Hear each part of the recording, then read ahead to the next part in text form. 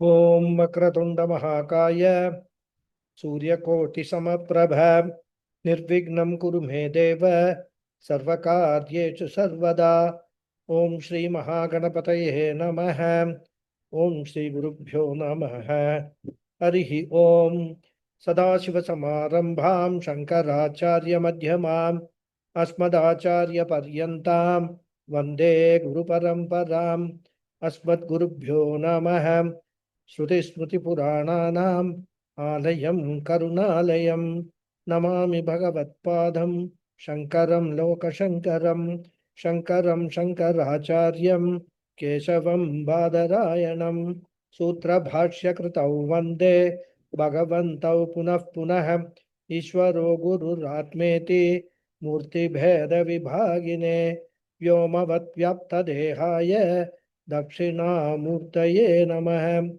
ओम श्री मेधा दक्षिणामूर्ति स्वामिने नमः। ओम सहनाववतु सहनौ भुनक्तु सह वीर्यं करवावहै तेजस्विनावधीतमस्तु मा विद्विषावहै। ओम शांति शांति शांति। हरि ओम श्री गुरुभ्यो नमः। हरि ओम।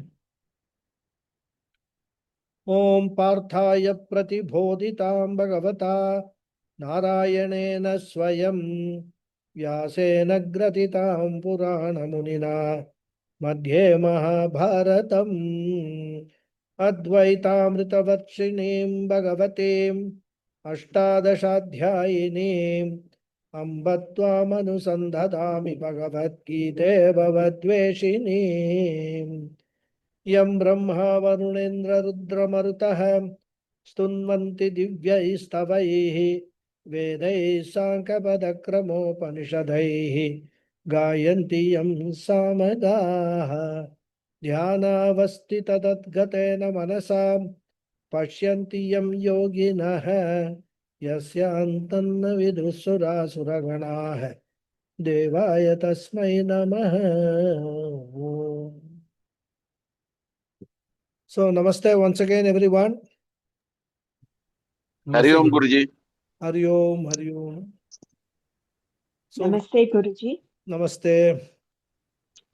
We were seeing the third and the fourth shloka of the 12th chapter. So, we will chant the shlokas. Ye tvakshara nirdeshyam Etat-saramana-nirdeshyam avyaktam paryupasate avyaktam paryupasate sarvatra gamachintyam cha sarvatra-gamacintyam cha kutastamachalam dhruvam kutastamachalam dhruvam sanniyamyendriyagramam sanniyamyendriyagramam sarvatra samabuddhayah sarvatra samabuddhayah te prapnuvanti mameva te prapnuvanti mameva sarvabhutahite ratah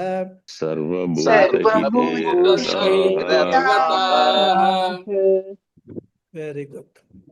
So, as we were discussing, the 12th chapter opens with a question from Arjuna, which has no right answer.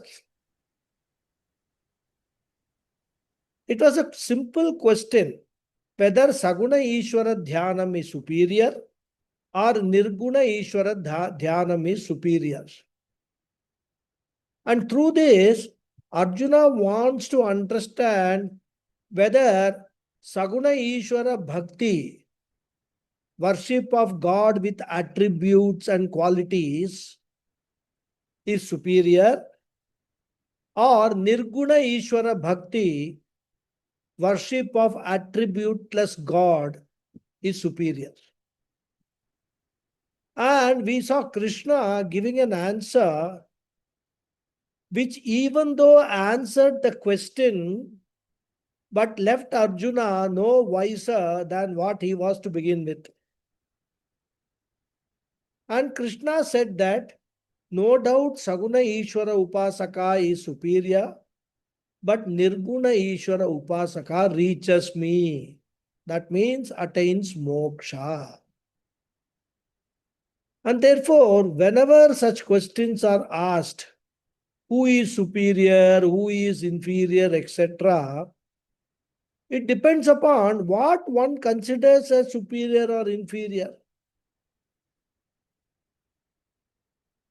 Because if we take any person, he may have some superior qualities and also some inferior qualities compared to others. And therefore, it is necessary to clearly state in what respect one is superior or inferior. If a person desires to have chitta shuddhi, chitta ekagrata, chitta naischalyam, etc., certainly Saguna Ishvara Upasanam is superior. But if a person's goal in life is moksha, then only Nirguna Ishvara Upasanam will deliver it. Of course, as I said in the last class, one cannot straight away go to Nirguna Upasana or Nirguna Ishvara Bhakti without first going through Saguna Upasanam or Saguna Bhakti for gaining the necessary qualifications. Jnana Yogyata for Nirguna Upasana. And that is why in this chapter, Krishna is presenting the topic of bhakti in 5 levels. And the 5th and the final level of bhakti yoga is nothing but jnana yoga itself. So we should remember, jnana yoga is the highest and final level of bhakti yoga. And here, the Lord is worshipped, meditated upon in his original nature, which is Nirguna Brahman. So in Jnana Yoga, I am worshipping Nirguna Ishvara. This should be clear to us. And the worship of Nirguna Ishvara is also a unique worship. Unlike the Saguna Ishvara worship, physical worship of asanam samarpayami, argyam samarpayami, padyam samarpayami, etc.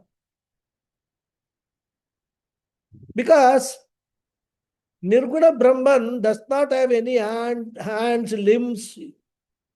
So you can't, offer water for washing the hands, limbs, etc. Limbless, partless Nirguna Brahman. So where is the question of offering water, washing hands, legs, washing mouth, etc.? And therefore, worship is in the form of the very study about Nirguna Brahman. The very inquiry is a form of worship. The inquiry consisting of Shramanam, Mananam, Nididhyasanam. Systematic study, gaining the knowledge, converting it into conviction, assimilating the wisdom. That alone is the puja. And what is the oblation that I am offering into this yajna fire, this fire of knowledge? I am offering my ignorance into the fire of knowledge. And therefore, Jnana Yoga itself is the form of worship I have to practice.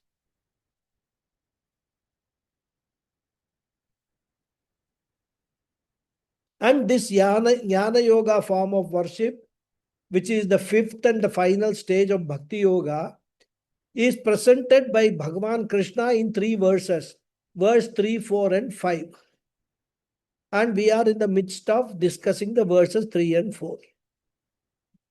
And for Nirguna Brahman, Krishna uses the word Aksharam. And therefore, the technical word for Jnana Yoga, Nirguna Upasana, is Aksharopasana. Akshara means Nirguna Brahman. Upasana means Shravana Manana Nididhyasanam. And therefore, the Jnana Yogis are called Akshara Upasakas.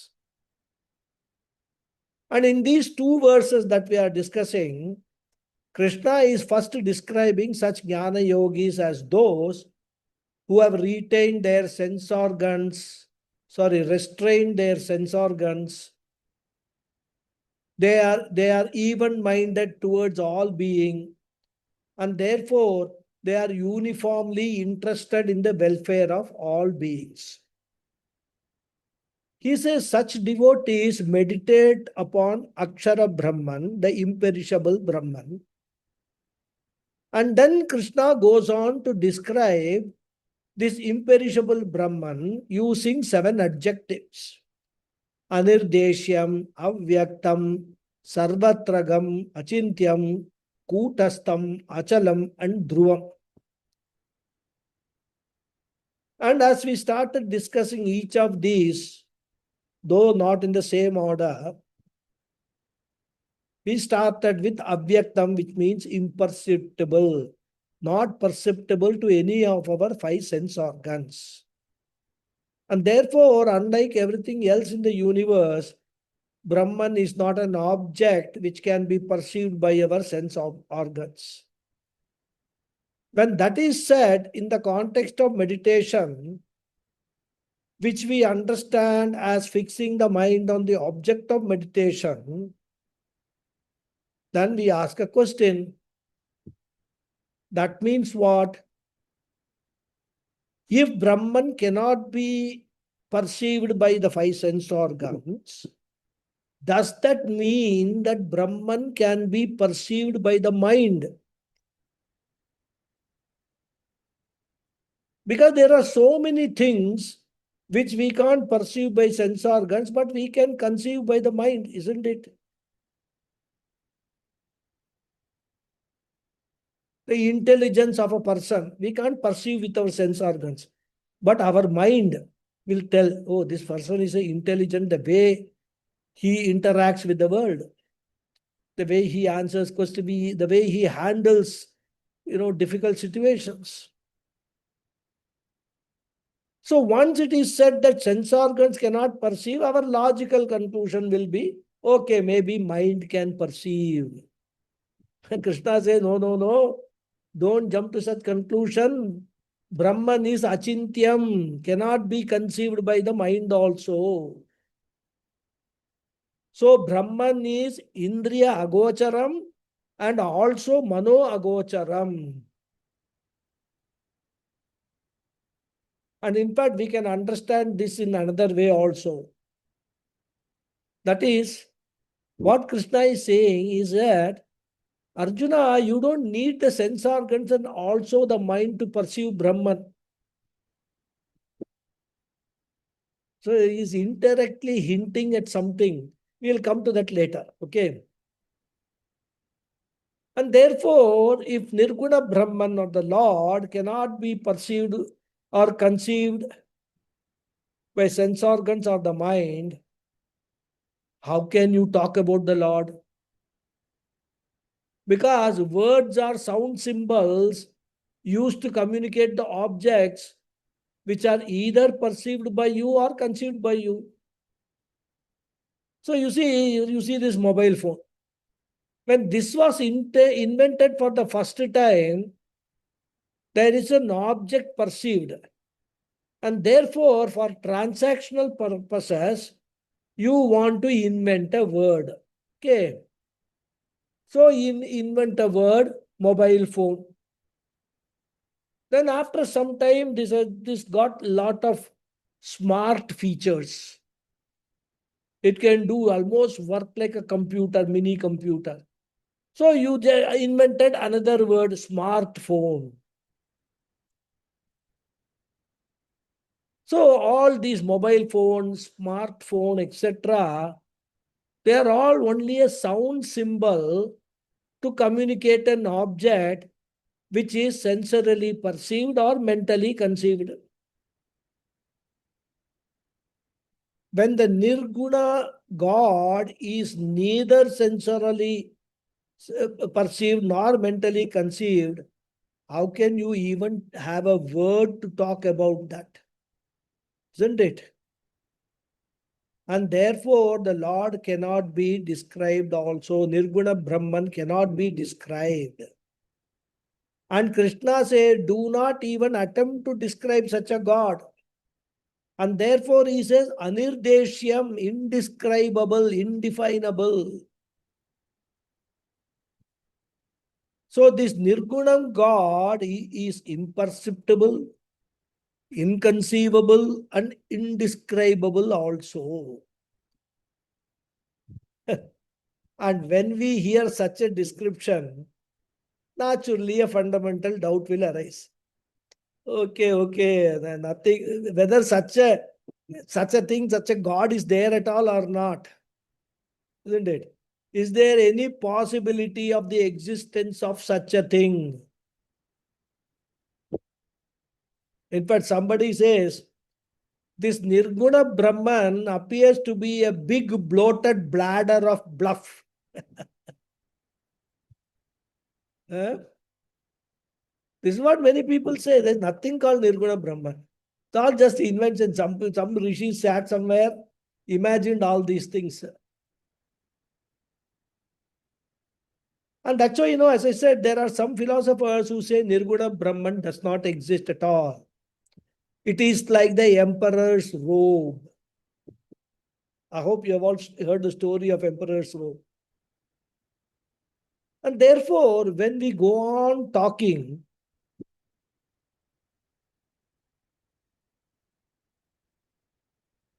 teaching, this is Nirguna Brahman, Anirdeshyam, Avyaktam, etc., the Paramananda Sishyas, who have actually left everything and come and join these Vedanta classes, when they hear this, they may, out of respect for the teacher, they may nod their head, yeah. But within themselves, they keep repeating that this is not possible. It is not possible that such an entity exists. Because it is imperceptible, inconceivable, and indescribable. And the Shastra says, if you are looking for an object with such description, which cannot be described, Shastra says, we agree that such an object does not exist. The student is happy. Okay, Shastra itself is accepting that there is no such object as Nirguna Brahman. But then Shastra says, no, wait, don't come to any such hurried conclusion. So Shastra comes up with one word, and that is, such Brahman is aprameya, unobjectifiable, because even by using three different pramanams, Pratyaksha Pramanam, that is perceived by sense organs, Anumana and Arthapatti, etc., cannot be conceived by the mind, and also by words, that is Shabda Pramanam, it cannot be described. So it is Sarva Pramana Agocharam, unobjectifiable. And as I said, one technical word Shastra uses for this is aprameya, unobjectifiable, not an object of perception. Of course, Krishna does not use that word. But those of you who have attended the Vishnu Sahasranamam classes will recall one of the namas was aprameya. Aprameyo Rishikesho Patmanabho Maraprabhu. That sloka you recall. So aprameya means unobjectifiable. And therefore, Nirguna Ishvara is Aprameya. And naturally, once we say the Lord is unobjectifiable at all, we will conclude that such a God cannot exist. And therefore, Krishna throws another grenade. He says, if you say that Nirguna Ishvara does not exist, then you are wrong. Please note that this Nirguna Brahma is existing everywhere. Because he is Sarvagatam. Sarvatragam he uses here, which means Sarvagatam. Nirguna Brahma not only exists, but he is within quotes. Because for Nirgunam, who has no sex orientation, we cannot use he, she, or even it we cannot use.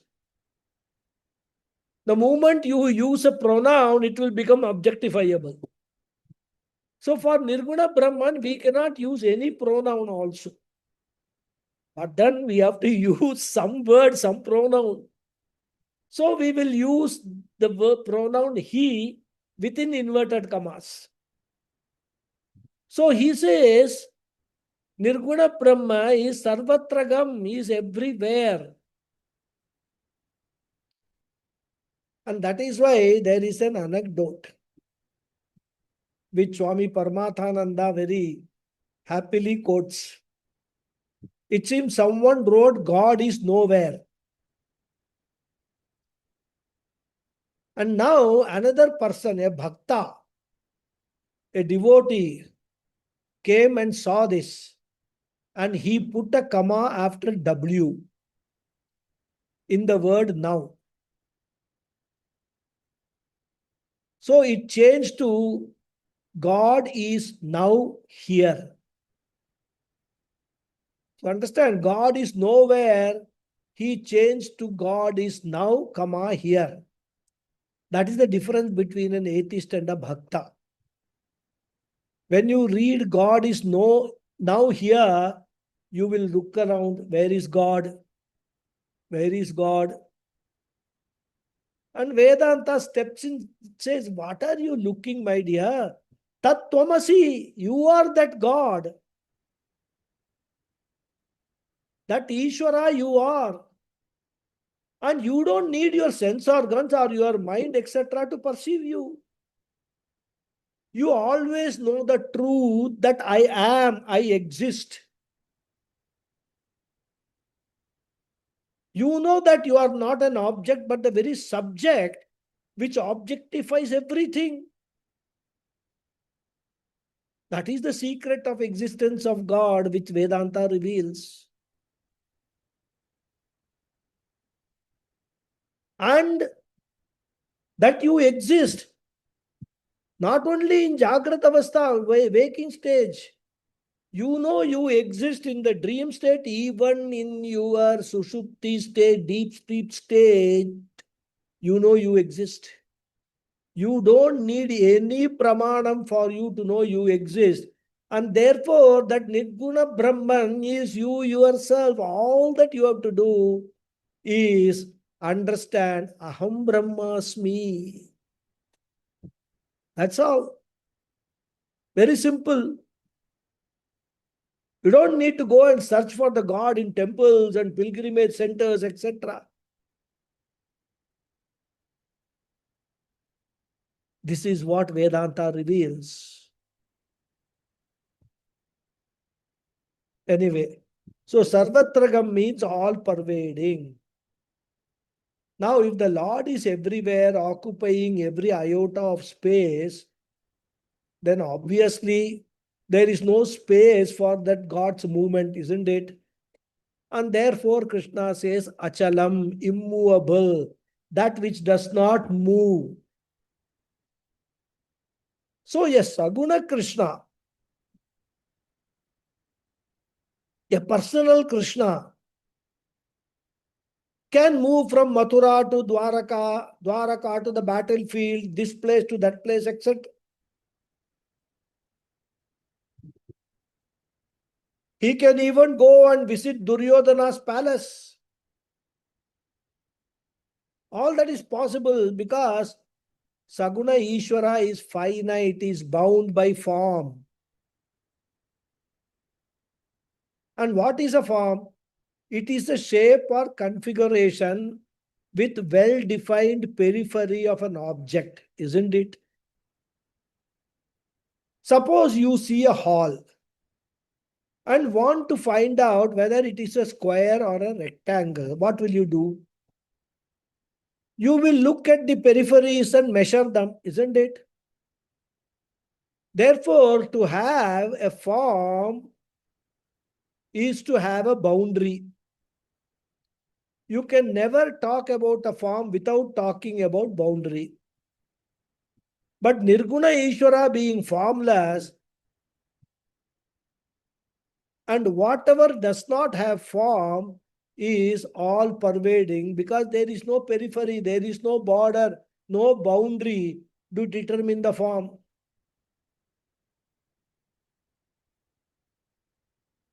So if the Lord does not have an attribute of a form, that Lord cannot have a boundary. So both ways you can understand. Therefore, Akashavat Sarvagataha, like the space, the Lord has to be all pervading. And therefore, just as space cannot move from one place to another, Nirguna Brahman or here, Nirguna Krishna also does not come and go. He cannot move. And therefore what?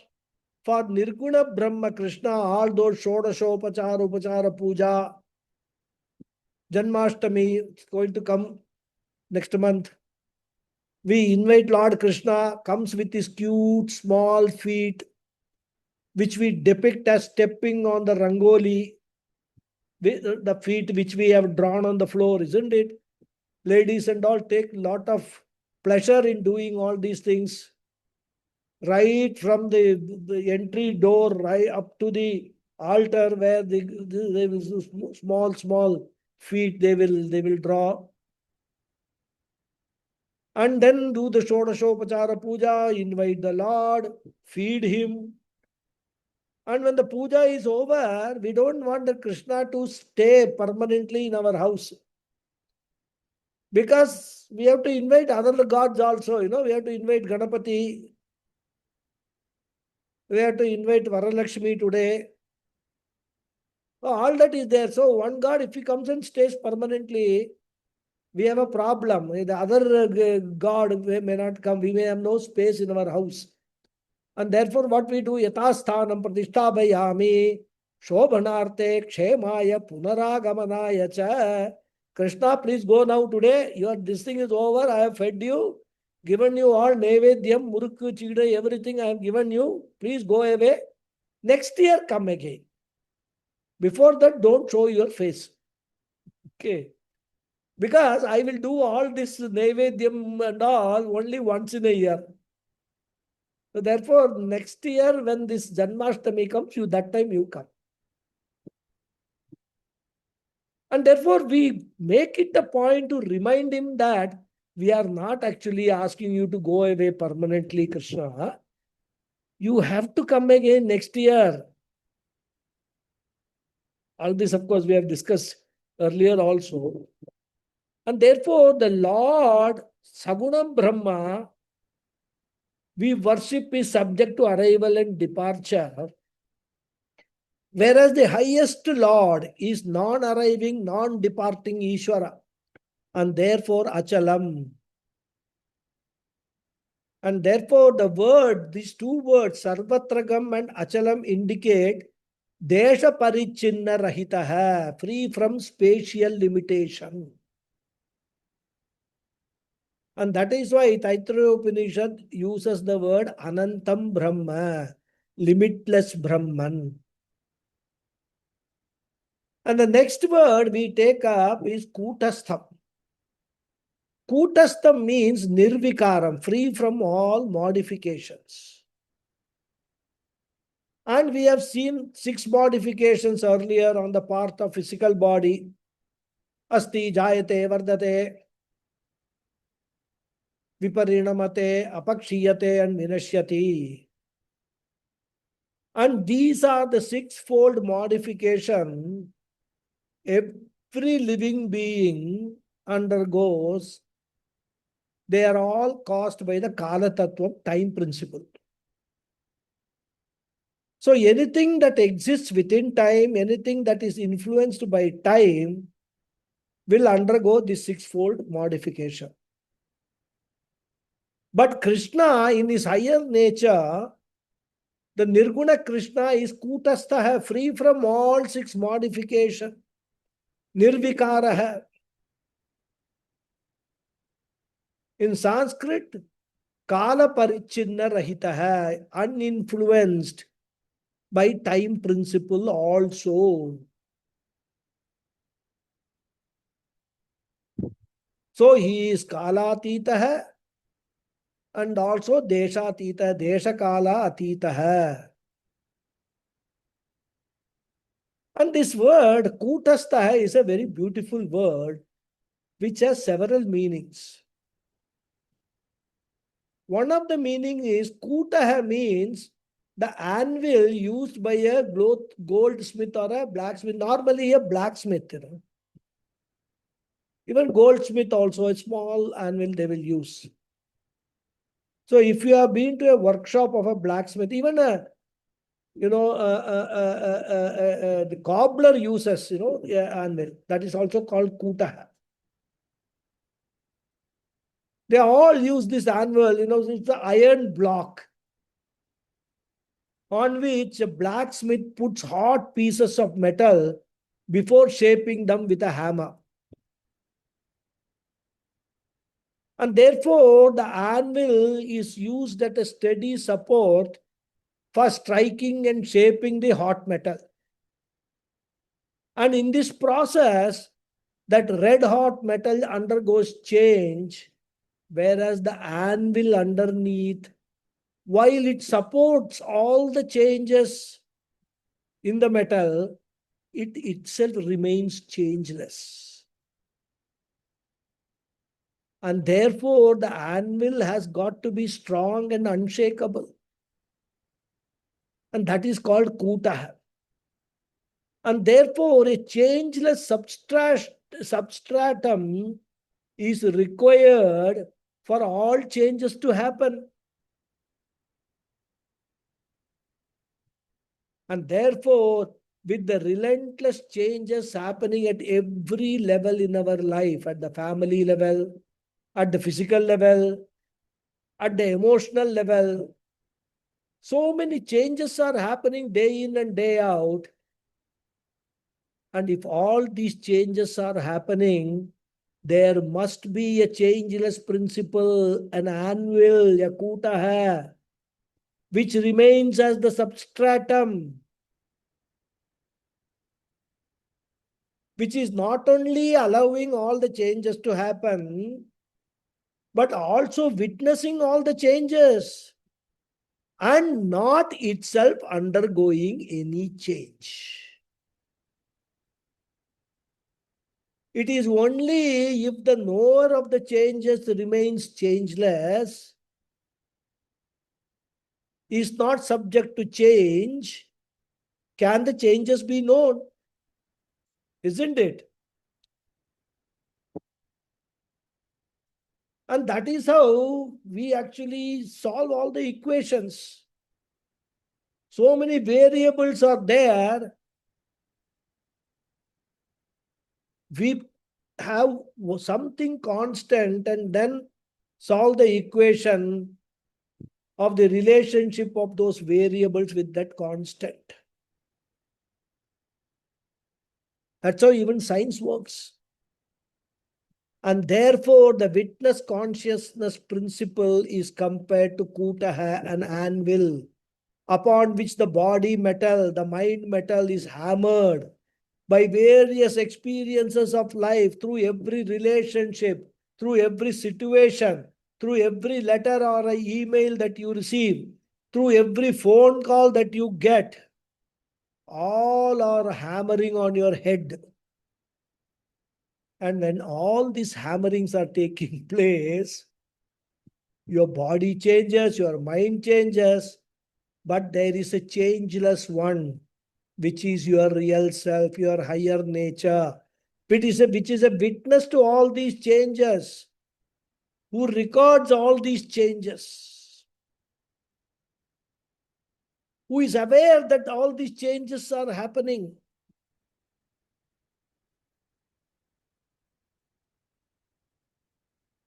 And therefore, Nirguna Krishna is called the changeless substratum, which remains like an anvil.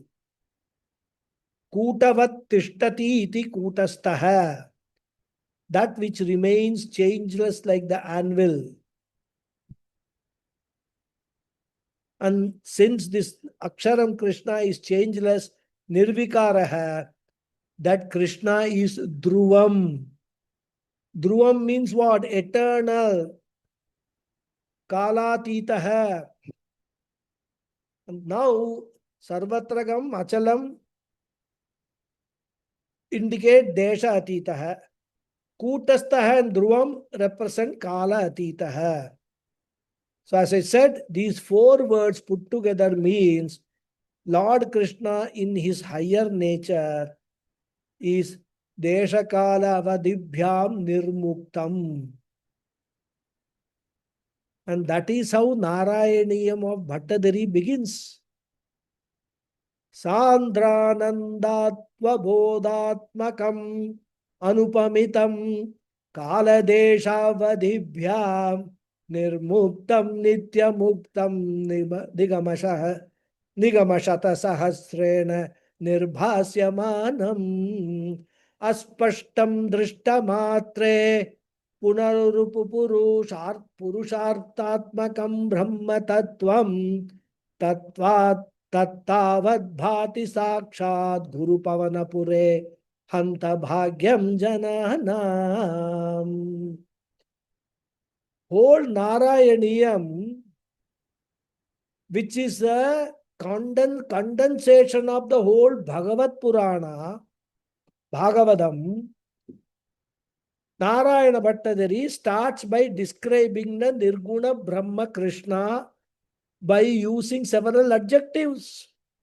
Sandra Ananda, Avabodhatmakam, Anupamitam, Deshakala Avadibhyam Nirmuktam Nityamuktam, Nigama Shata Sahasrena Nirbhasyamana. How beautiful words he uses. And all these are descriptions of what? That Brahma Tattvam, which shines as the Lord, as Guru Pavanapura, that is in Guruvayur. The moment we Vedanta students listen to this sloka and understand the meaning, we will have a question. Same question, similar question like Arjuna had. Whether all these descriptions are of Saguna Krishna or Nirguna Krishna. Because after describing all the features of Nirguna Krishna, whom he says is Kala Desha Avadibhyam Nirmuktam, all pervading Lord, he said that Lord is shining in Guruvayur. Now that appears contradictory, isn't it? How can who is beyond time and space be situated in a place called Guruvayur, and that too in the Sanctum Sanctorum as Guruvayurappan? And this contradiction can be solved very easily. How? Just add api to the shloka. So after Sakshat Guru Pavanapure api nirbhasyamanam, if you say, then it will make sense. That is, he is available in Guruvayur also. as the higher nature of that Guruvayurappan. Of course, we cannot change the shloka because it has been written by a very great scholar, Narayana Bhattari, great bhakta rather. Great bhakta. I'm sure some of you will know the story of Narayana Bhattari. Anyway, I don't want to go into that now. But for our understanding, we can add api also. Means he is available in Guruvayur also. As Brahma Tattvam. As Lord Guruvayurappan. So Aksharam, Anirdeshyam, Sarvatragam, Achintyam, Kutastam, Achalam, Dhruvam, Ye Paryupasate. Such a Nirguna Brahma, some people meditate upon as a part of Jnana Yoga, as a part of Shravana Manana Nididhyasanam. And naturally, as we hear this description, we wonder, how can we meditate upon such a featureless Brahman? And therefore, Krishna says, to come to this level of meditation, a person must have prepared well and qualified himself. So the next question is, okay, what are those qualifications? And Krishna mentions those qualifications in the 4th verse, which we have already read. Sanniyamya indriya gramam sarvatra samabuddhayah te prapnuvanti mameva sarva bhuta hite ratah. So the preparatory qualifications for this Nirguna Ishvara Dhyanam are presented in the Upanishads very clearly. And they are normally enumerated as the 4-fold qualification. Sadhana chatushtaya sampattihi, which we have seen ages ago in Tattva Bodha.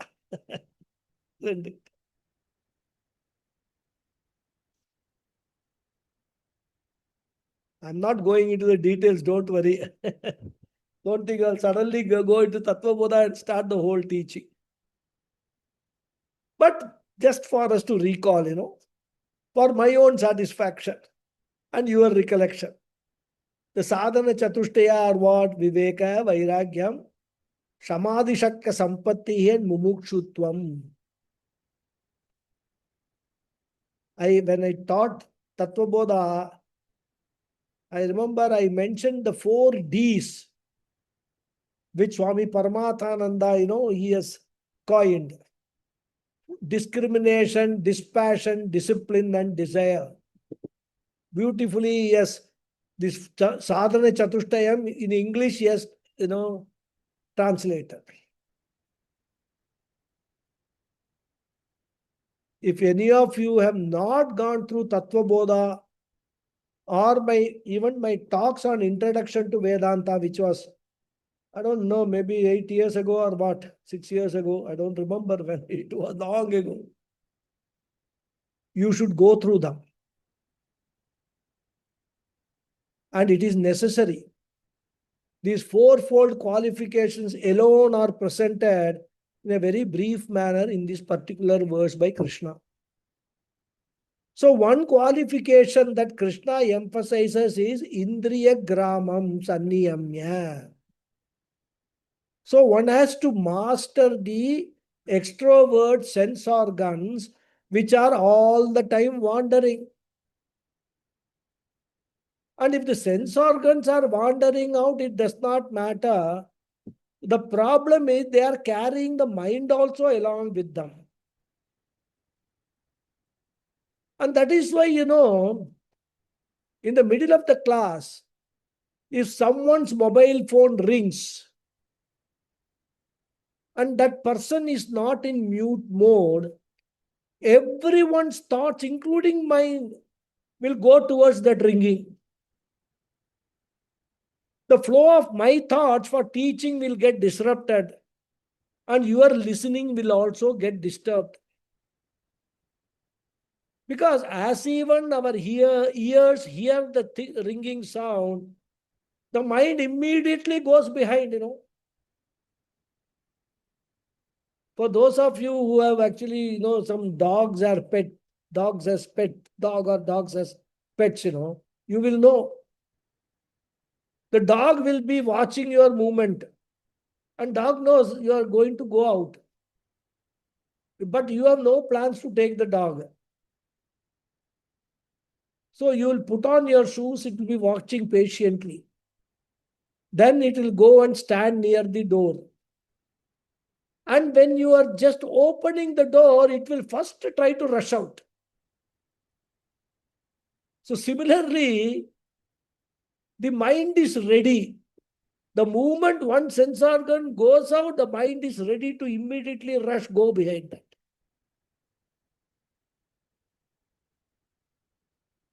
And that is why we should master the extrovert sense organs. But you will ask, what is the reason? What is the necessity? Of course, Krishna does not say he is only giving a prescription.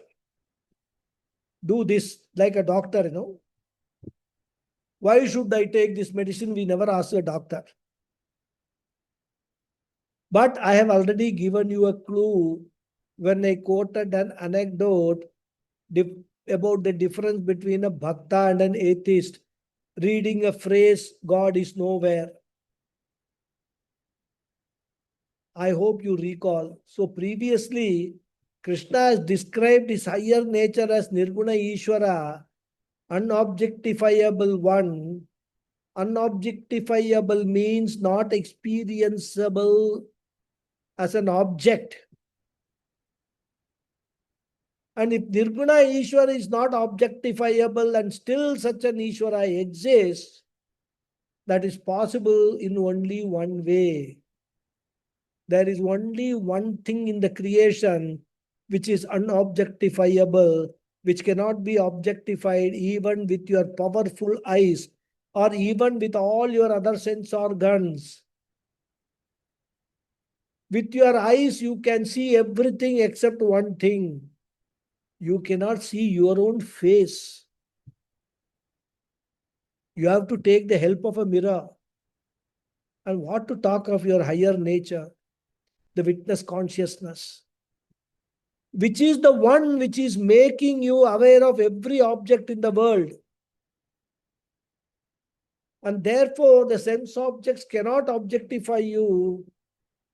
So the unobjectifiable entity is the subject. And the subject means not the body, mind, sense complex. I alone, the unobservable principle, is the observer alone. The unexperienceable is the experiencer alone, and therefore, higher Krishna is non-different from me, the observing consciousness. This is the message which Krishna wants to give. You have to understand this. And therefore, when Krishna is talking about Nirguna Dhyanam, he is talking about Atma Dhyanam only. Meditating upon Nirguna Ishvara is nothing but meditating upon my own self. My own self means not my body, mind, sense complex, which is what in old age we all do. Right from waking up in the morning, we meditate upon our knees and back. Then when we are reading something, we meditate upon our eyes. My God, I think I have developed, like it is happening with me now. I think I've developed I'm developing cataract, so my eyesight is becoming weak. So meditation does not mean body, mind, sense complex, because all of them are objectifiable. We are talking about unobjectifiable thing, and therefore Nirguna Dhyanam is equal to Atma Dhyanam.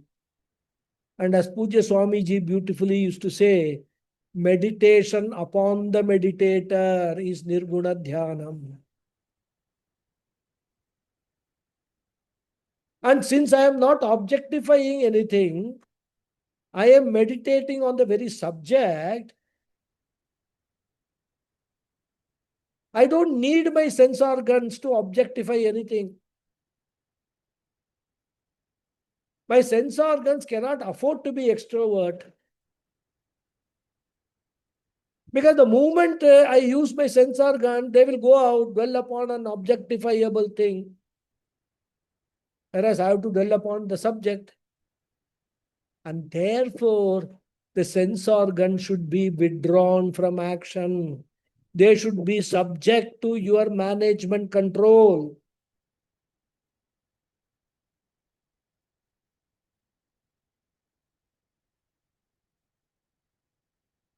Even if you are not able to keep your children under control, as we are now seeing with all these CJP protests, young children, teenagers, the kind of language they are using, the kind of arrogance they are showing shows, poor parenting.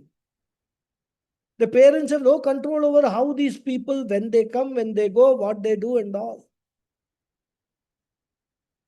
And therefore, for a sadhaka, for a mumukshu, it's necessary to withdraw the sense organs from action.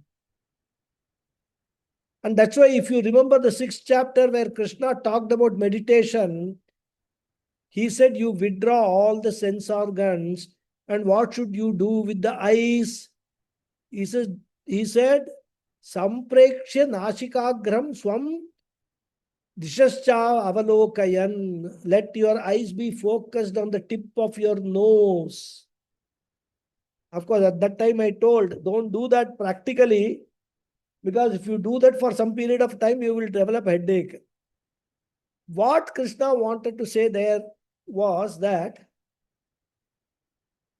don't allow your eyes to wander around, focus them on a particular point. Of course, you can close your eyes, but for Nirguna meditation, it is not necessary to close your eyes. You can do meditation with open eyes. Only all the sense organs, mind, etc. should be turned inwards instead of outward. And therefore, Indriya Gramam Sanniyamya. As I clarified earlier also, Gramam means a group. That is why a group of houses is called Gramam. And Indriya Gramam means the group of 5 sense organs. And therefore, Indriya Nigraha is one qualification required. And the next qualification is what? Sarvatra Samabuddhayaha. Maintaining equanimity under all circumstances. Samabuddhi means an equanimous mind, a balanced mind, a poised mind, which means a mind which does not have strong raga dvesha. Because if there is a strong attachment, the mind will run after that object. And if there is a strong hatred also, the mind will run after either the object or that person for cursing. Mind will always be occupied with either raga vishaya or dvesha vishaya. So whenever there is strong raga dvesha, mind will not have a balance. Such a mind cannot meditate. And therefore Krishna says, may you reduce the intensity of raga dvesha, the likes and dislikes. This is the second qualification. Then the third qualification mentioned here is Sarva Bhuta Hite Rataha, being committed to the well-being of all creatures, all living beings, universal love. Interest in the well-being of the entire universe. That means what? Not a narrow mind, but an expanded mind. And that is why our prayers are so beautiful. Sarve bhavantu sukhinah. There the pronoun sarve alone is used and not sarve manushya hai, sarve haindava hai. That's all not used. Sarve Indians, it is not said. So sarve means what? All creatures, including mosquitoes, cockroaches. Sarve bhavantu sukhina. Every day we pray that let everything, let mosquitoes also be happy by sucking our blood. And that is why we have a Shanti mantra in the Purusha Suktam. Om Tachamvyo Ravrinemahe Gatoi Yajnaya Gatoi Yajnapataye Daivi Swastirastunaha Swastirmanushebhyaha Urdhvam Jigatu Beshajam Shanno Astu Dvipade Shanchatushpade Om Shanti Shanti Shanti. Those of you who had watched that Chose serial came, which was Enge Brahmana, Tamil, in Tamil. I'm talking about people, Tamil knowing people. There, the serial starts with this Shanti mantra only. So all two-legged creatures, all four-legged creatures, six-legged creatures, eight-legged creatures, all of them, let all of them have swasti. And therefore, I should sensitize the mind to feel the pains of other people. It requires a mind with empathy, a mind which can feel the differences of others and being interested in their well-being. Now, someone may ask, how can I be interested in the well-being of all the creatures when I am not able to take care of the well-being of my own family itself? In that itself, there are thousands of complaints. You ask your spouse or children and you will know. So where is the question of Sarva Bhuta Hite Ratatvam? So how can I be interested in the well-being of all the creatures? Very natural question, logical question. What do you mean by that? So here is a simple solution. You need not do anything big. All that you have to do to be Sarva Bhuta Hite Rata hai is daily chant at least one prayer wholeheartedly. And the chanting of the prayer will produce some amount of punyam. Then do a sankalpa. That whatever the amount of punyam I earn by chanting the prayer, I am distributing to the whole cosmos. Let it all, that punyam, I don't want it. Let it go to the every creature, all the whole cosmos, everything in the cosmos. And if I am able to chant one prayer for 1 minute and say that punyam, I am gifting it to all the living beings, wherever, whatever suffering is there, let there be some benefit.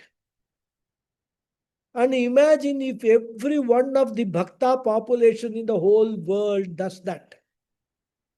How much punyam can be accumulated, which can dilute, if not neutralize, all the problems of all the beings. Power of prayer. And I also get a personal benefit. As a mumukshu, that this prayer itself makes my mind sensitive. This is called daya, empathy, compassion. And without such a sensitive mind, one cannot come to Brahma Dhyanam.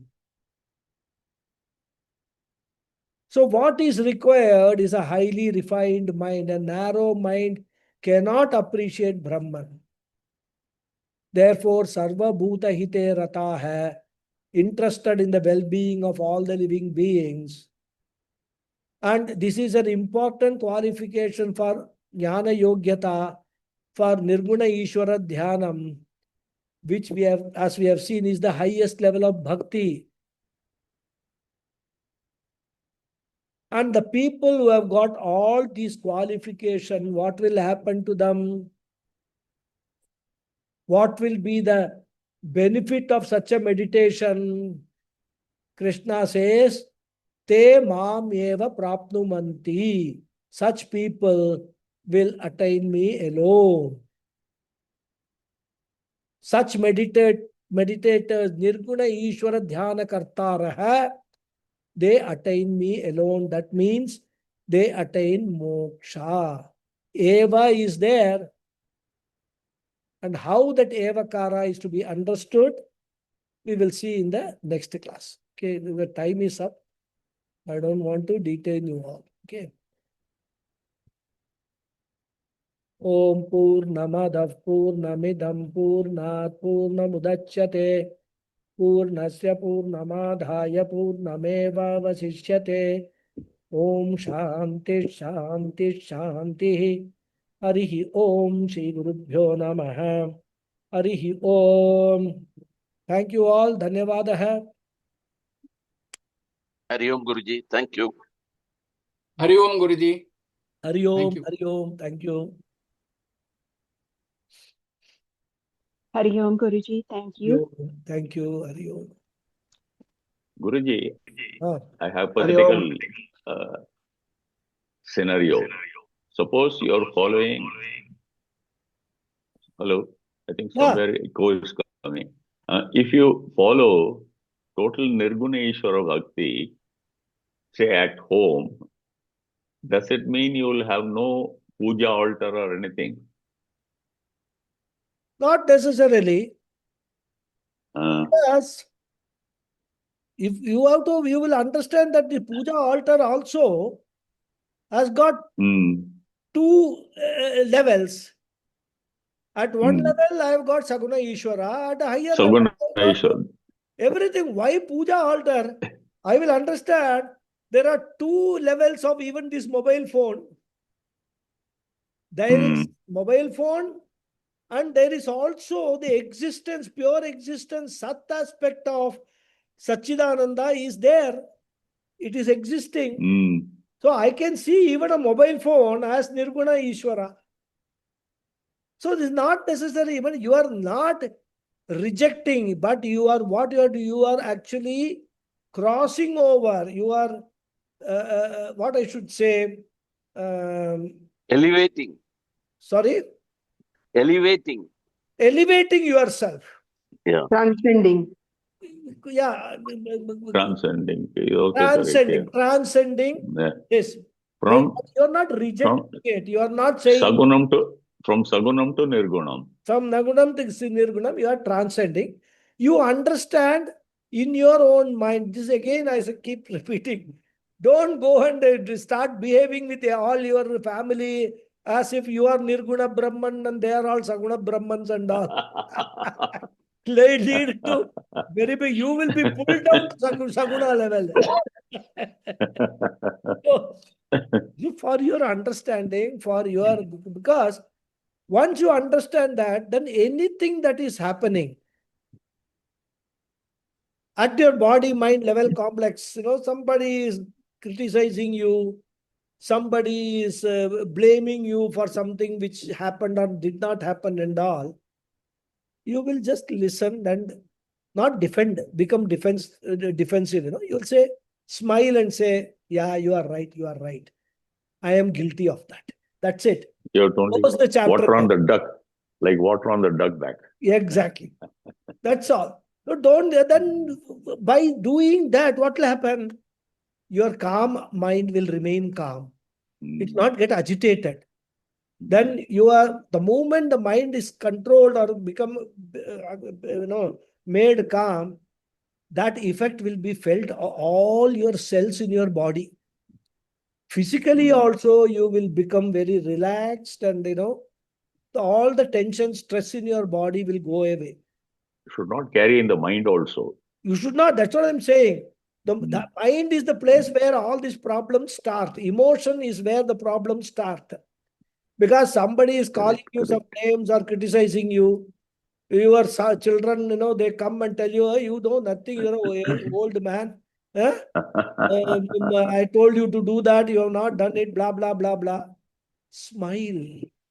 Yes, you are right. I didn't do it. I'm sorry. Smile and get away. Because you are not what they perceive you to be. You are different from what their perception is. They are looking at a body mind sense complex and then saying all these things. They don't understand you are actually you are transcended that. So there is a benefit of doing all these things. And when we come to Satchida Ananda part of it, that is what Ananda is all about.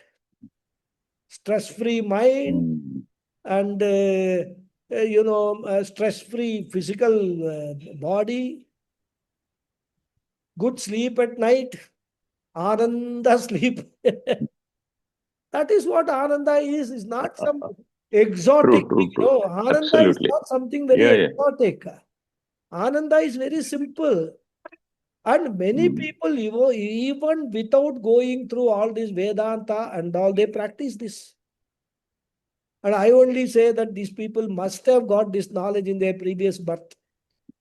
So they have developed certain all these qualifications. They are born with some of these qualifications in sufficient measure. So they are able to actually ride over all these problems, not emotionally react to all these things very easily. So that is how we have to understand. Everything is relevant. So for that matter, again, I will make one more clarification. Suppose you have been a Saguna Ishwara Upasaka. I mean, like I do every day, I do puja. Okay. I am doing Vedanta on the one side, and I am also praying to all these Saguna Ishwaras, Dakshinamurti, Guru Ayappan, Ayappan, everybody. Now, suppose there are a few days I am not able to do that. I don't feel guilty. Okay. Today, not possible. Okay, no problem. Some days, I may get up with a headache. So I don't feel like doing puja today. I don't feel like taking bath early morning at 6 o'clock. I won't do puja today. No problem. Right? So that feeling of guilt goes away when you understand your higher nature. And similarly, feeling of hurt will go away. As I said, nobody can hurt you without your permission. Correct. And you don't give permission to anybody to hurt you. They will shout at you for some time, get bored and go away like this. So like that, nothing is irrelevant because ultimately we have to be with all this knowledge. Till our body falls, we have to be in this Saguna world only. Absolutely. Yes. So that way, we cannot reject the world. We cannot say that even if I go to Himalayas and be there also snow is there will be leopards, all those things will be there. I have to deal with them. So absolutely. That way, correct. We don't reject all those things. We accept everything, but we say that our understanding now has gone higher. What I am, I now understand that what I thought I was is no longer true. That's all. That is how we have. Okay, Guruji. Thank you very much, Guruji. That is the transformation we have to bring. Yeah. Go to a different plane. Yeah. Hari Om, Hari Om. Thank you, Guruji. Namaskaram. Thank you. Namaskar. Any other question, comment? Hari Om. Okay, then I will close the session. Then we'll continue. Hari Om, Guruji. Good night. Good night. Hari Om. Thank you.